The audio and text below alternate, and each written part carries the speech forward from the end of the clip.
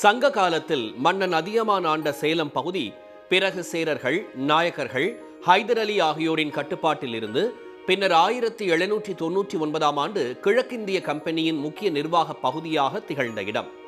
தந்தை பெரியார் தலைமையிலான நீதி கட்சி திராவிடர் கழகமாக உருவெடுத்தது சேலத்தின் சமகால வரலாற்று பெருமை. அவருக்கு பெரியார் என்ற பெயர் வர காரணமாக இருந்ததும், ராஜகோபாலாச்சாரியார் என்ற மூதறிஞர் ராஜாஜி என்ற மூத்த தலைவர் பிறந்ததும் இதே மாவட்டத்தில்தான். ஏழைகளின் ஊட்டி எனப்படும் ஏற்காடு, அந்த ஏற்காட்டில் தொடங்கி காவிரி நோக்கி செல்லும் திருமணிமுத்தாறு, தமிழகத்தின் மிக பெரும் நீர்த்தேக்கமான மேட்டூர் அணை, மத்திய அரசின் பொதுத்துறை நிறுவனமான சேலம் உருக்காலை, விவசாய விளைபொருட்களை விற்பனை செய்யும் லீ பஜார், பாரம்பரியமிக்க ஜவுளி நெசவு தொழில், விதவிதமான வெள்ளி கொலுசுகள் தயாரிப்பு, புவிசார் குறியீடு பெற்ற ஜவ்வரிசி, பரந்து விரிந்த மலர் விவசாயம் ஆகியவை இந்த மண்ணின் அடையாளங்கள். சேலத்தை மையமாக கொண்டு தனியாக ரயில்வே கோட்டம் உருவாக்கப்பட்ட போதிலும் மத்திய அரசின் அலட்சியத்தால் இதுவரை ஒரு ரயில் கூட சேலத்திலிருந்து இயக்கப்படவில்லை என்பது பலர் அறியாத உண்மை. வளர்ந்து வரும் சேலம் மாநகருக்கும் அதை சுற்றியுள்ள பகுதிகளுக்கும் உயர்மட்ட பாலங்கள் அமைக்கப்பட வேண்டும் என்பது பலரது கோரிக்கையாக உள்ளது. குறிப்பாக சேலம், விருதாச்சலம், சென்னை, எழும்பூர் இடையிலான ரயில் பாதை சேலம் மாநகரின் மையப்பகுதியில் செல்வதால் பொன்னம்மாப்பேட்டை ரயில்வே கேட் உள்ளிட்ட பகுதிகளில் அடிக்கடி ஏற்படும் போக்குவரத்து நெரிசல் அப்பகுதி மக்களுக்கு தொடர்ந்து தீரா தலைவலியாக இருந்து வருகிறது. பொன்னம்மாப்பேட்டை ரயில்வே கேட் ஒரு நாளைக்கு 13 தடவை திறந்து மூடுறாங்க. இன்னைக்கு எல்லாருமே 2 வீலர் 4 வீலர் வச்சிருக்காங்க. இது வலசையூர் வரைக்கும் ஒரு பெரிய ஊரே உருவாயிடுச்சு. அது இல்லாமல் 5 ரோடு போன்ற முக்கிய அஸ்தம்பட்டி, சாரதா காலேஜ் போகிறதுக்கு ஒரு குறுக்கு வழிச்சாலை இதில் இருக்கிறதுனால இன்னைக்கு எல்லாமே பெண்கள் எல்லாம் முதியவர்கள் இந்த வழியை பயன்படுத்துகிறாங்க. அதனால் ஒவ்வொரு தடவை கேட்டு மூடும்போது அந்த டிராஃபிக் தீர்றதுக்கு 1 மணி நேரம் ரொம்ப ஆகுது. பொன்னம்மாப்பேட்டை பகுதி மட்டும் இல்லை, சேலம் மக்கள் எல்லாரும் இந்த பக்கம் வராதவங்களே கிடையாது.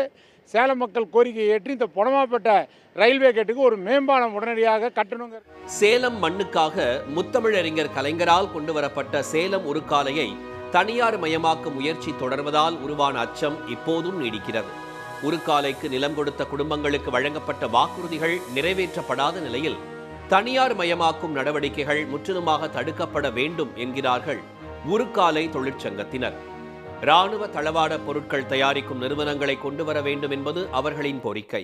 இந்த இராணுவ தளவாடங்களுக்கான ஒரு உற்பத்தி பிரிவுகளை செய்வதற்காக 11,794 கோடி ஒதுக்கீடு செஞ்சுருக்காங்க. ஸோ அதற்கான வாய்ப்பு இருக்கும் பட்சத்தில் அந்த வாய்ப்பை சேலம் உருக்காலையில் இருக்கக்கூடிய காலி நிலங்களை பயன்படுத்தி அந்த உற்பத்தி தளவாடங்களை இந்த பகுதியில் நிறுவுவதும், இந்த பகுதி மக்கள், தமிழக மக்கள் பயனுறும் வகையில் ஒரு தொழில் புரட்சி என்பதை ஏற்படுத்த வேண்டும் அப்படிங்கிறதா ஒரு முக்கியமான கோரிக்கை.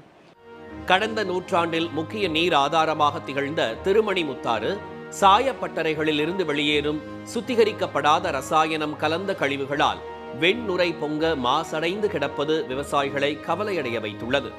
முற்றிலும் மாசடைந்த ஆற்று நீரால் வேளாண் உற்பத்தி பாதிக்கப்பட்டு நிலத்தடி நீர்மட்டமும் குறைந்து பேரழிவை ஏற்படுத்தி உள்ளதாக வேதனை தெரிவிக்கும் விவசாயிகள் திருமணிமுத்தாறை தூய்மைப்படுத்த உடனே நடவடிக்கை எடுக்க வேண்டும் என வலியுறுத்துகின்றனர். எங்கெங்க இந்த ஆறு தொடர்ந்து போத ஒட்டி இருக்கிற இடங்களை போகிற நிலத்தடி நீர்மட்டம் கடுமையாக உப்புத்தன்மை அடைந்து தண்ணி மாசு அடைந்து ஆடு மாடுகள் தண்ணி கொடுக்க முடியாத நிலைமையில் இன்னைக்கு இருக்கிறோம். ஜவுளிகள் அதிகங்க, வெள்ளி கொலுசுகள் அதிகம். அவங்க கிடைக்கிற அந்த ஆசிட்டு, இந்த ரசாயனம் கலந்த அந்த டைரெக்டாக அந்த தண்ணி விடுறதுங்க. அரசுகிட்ட சர்டிஃபிகேட் வாங்கிக்கிறாங்க, நாங்கள் சுத்திகரிப்பு செஞ்சு விடுறேன்னு சொல்லி. ஆனால் சுத்திகரிப்பு செய்கிறது கிடையாது. இரவு நேரத்தில் தொடர்ந்து விட்டுறாங்க. இதை தொடர்ந்து விவசாயிகளை கோரிக்கை வச்சுக்கிட்டு இருக்கோம். இதுதான் பெரிய அளவில் பாதிப்பாகி மண் மலட்டுத்தன்மை ஆகி போச்சுங்க. நீ 3 போக விளைஞ்சி அந்த பூமி இன்னைக்கு நம்ம மரம், தென்னை மரம் அந்த மாதிரி ஏதாவது மரவைகளை வச்சா கூட அதில் வரி நோய் விழுந்துருது. கடந்த காலங்களில் சினிமா படப்பிடிப்பு தலமாகவும் சேலம் மக்களின் குடிநீர் தேவையை பூர்த்தி செய்யும் வகையிலும் விளங்கிய மூக்கநேரி, பனைமரத்துப்பட்டி ஏரி, புது ஏரி போன்ற ஏரிகள் பராமரிப்பு இல்லாமல் சாக்கடை நீர் கலந்து வருவதாக புகார் கூறும் விவசாயிகள் அதை சீரமைக்க நடவடிக்கை எடுக்க வேண்டும் என வலியுறுத்துகின்றனர். மத்திய அரசின் GST வரி விதிப்பால் உணவுப் பொருட்களின் விலை விண்ணை தொட்டிருப்பதாக வர்த்தகர்கள் குமுறுகின்றனர். இது ஒருபுறம் இருக்க, சேலம் மக்களவை தொகுதியின் முக்கிய அம்சமான பட்டு ஜவுளி தொழிலுக்கும் GST வரி விதிப்பு கடுமையான பாதிப்பை ஏற்படுத்தி உள்ளதால் கைத்தறி நெசவாளர்கள் வாழ்வு நலிவடைந்து வருகிறது. விவசாயிக்கு அடுத்தது நெசவாளர்கள். இந்த 5 சொசைட்டி நம்பி தான் இந்த சொசைட்டி நம்ம மக்களே இருக்கிறோம். பட்டு வாங்குறாங்கல்ல, கர்நாடகா போர்டில் வாங்குறாங்க. அது GST போட்டு தர்றாங்க. பாவு வாங்கினாலும் சரி, பட்டு வாங்கினாலும் சரி. இது வந்து நம்ம வேஸ்ட்டியாக நம்ம நெச்சியாகி சொசைட்டியில் போய் வரவு பண்ணாலும் ஜிஎஸ்டி 5% வரி போடுறாங்க. அதனால் வந்து நம்மளுக்கு வந்து வியாபாரம் வந்து ரொம்ப கம்மியாக இருக்குது. ஓமலூர், வீரபாண்டி பகுதிகளில் அதிகமாக பயிரிடப்படும் சாமந்தி, அரளி, முல்லை, மல்லிகை மலர்களுக்கு உரிய விலை கிடைக்க மத்திய அரசு உதவ வேண்டும் என்பது மலர் விவசாயிகளின் கோரிக்கையாகும். தங்கள் நலனை காக்கும் விதமாக சேலம் மக்களவை தொகுதியில் சென் தொழிற்சாலை அமைக்கப்பட வேண்டும் என அவர்கள் விரும்புகின்றனர். விதிமுறைகளுக்கு மாறாக அமைக்கப்பட்ட கருப்பூர் சுங்கச்சாவடியை அகற்ற உடனே நடவடிக்கை எடுக்கப்பட வேண்டும் என்பது லாரி உரிமையாளர்களின் எதிர்பார்ப்பாக உள்ளது. நாங்கள் கிட்டத்தட்ட பல வருஷமாக நாங்கள் போராடிட்டு இருக்கிற அந்த கருப்பூர் டோல் நீக்கணும். விதிக்கு புறம்பா, அதாவது நகருக்கு எல்லையில் 13 கிலோமீட்டருக்குள்ளே இருக்கணும்னு ஒரு இது இருக்குது. இது வந்து மேலே இருந்தும் எல்லாம் வந்து பார்த்துட்டு போயிட்டாங்க. அது மாதிரி உள்ளூர் லாரிகளுக்கும், அதாவது சேலம் 54 இந்த பதிவு பண்ணுற லாரிகளுக்கெல்லாம் ஒரு விலக்கு கொடுக்கணுங்கிறது தான் எங்களுடைய முதல் வேண்டுகோள்.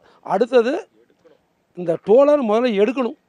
சேலம் விமான நிலையத்தை விரிவாக்கம் செய்து மற்ற மாநிலங்களுக்கும் வெளிநாடுகளுக்கும் விமான சேவையை தொடங்க வேண்டும் என்று சேலம் தொகுதியைச் சேர்ந்த தொழில்துறையினர் வலியுறுத்துகின்றனர். சேலம் மாநகரில் முழுமை பெறாமல் உள்ள பாதாள சாக்கடை திட்டம், ஒருங்கிணைந்த ஜவுளி பூங்கா, ஜவ்வரிசிக்கான மரவள்ளி கிழங்குக்கு உற்பத்திக்கேற்ற குறைந்தபட்ச ஆதார விலை, எடப்பாடியை தலைநகராக கொண்டு தனி மாவட்டம், பூலாம்பட்டியில் காவிரி ஆற்றின் மீது மேம்பாலம் ஆகியவையும் தொகுதி மக்களின் எதிர்பார்ப்புகளாக உள்ளன. சேலம் மக்களவை தொகுதியை பொறுத்தவரை சேலம் மேற்கு, சேலம் வடக்கு, சேலம் தெற்கு, வீரபாண்டி, எடப்பாடி, ஓமலூர் என 6 சட்டப்பேரவை தொகுதிகள் இடம்பெற்றுள்ளன.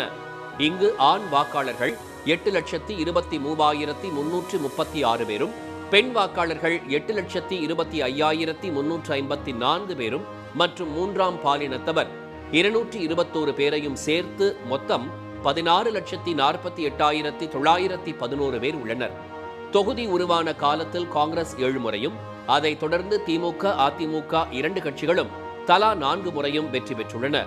திமுக கூட்டணியில் இடம்பெற்று தமிழ் மாநில காங்கிரஸ் 1 முறையும், மறைந்த காங்கிரஸ் தலைவர் வாழப்பாடி ராமமூர்த்தி சுயேட்சையாக போட்டியிட்டு 1 முறையும் வெற்றி பெற்றுள்ளனர். 1980ஆம் ஆண்டுக்கு பிறகு திமுக நேரடியாக போட்டியிட முடியாமல் கூட்டணி கட்சிக்கே தொகுதி சென்ற நிலையில் 39 ஆண்டுகளுக்கு பிறகு கடந்த தேர்தலில் நேரடியாக களமிறங்கி திரு பார்த்திபன் திமுக எம்பியாக பெருவெற்றி பெற்றார். அந்த தேர்தலில் திரு பார்த்திபன் 6,06,302 வாக்குகளும், அதிமுக சார்பில் போட்டியிட்ட KRS சரவணன் 4,59,376 வாக்குகளும் பெற்றனர். மக்கள் நீதி மய்யம், நாம் தமிழர் கட்சிகளின் வேட்பாளர்களும் போட்டியிட்டு 50,000 தொட்டு வாக்குகள் பெற்றனர். கடந்த 5 ஆண்டு காலத்தில் உருக்காலை தனியார் மயமாக்கலுக்கு எதிர்ப்பு, விமான சேவை தொடங்க நடவடிக்கை, அனைத்து பேருந்து நிறுத்தங்களுக்கும் நிழல் கூரை என பல முன்னெடுப்புகளை செய்துள்ளார். இந்த தேர்தலில் எந்த கூட்டணியில் எந்த கட்சியின் வேட்பாளர் களமிறங்க போகிறார் என்ற எதிர்பார்ப்பு தொண்டர்களிடம் நிலவி வரும் நிலையில் தங்கள் வாழ்வாதார சிக்கல்களுக்கு தீர்வு காண விழைபவருக்கே வாக்களிக்க தயாராகி வருகின்றனர் சேலம் மக்களவை தொகுதி வாக்காளர்கள். சன் செய்திகளுக்காக சேலத்திலிருந்து குமரேசன்.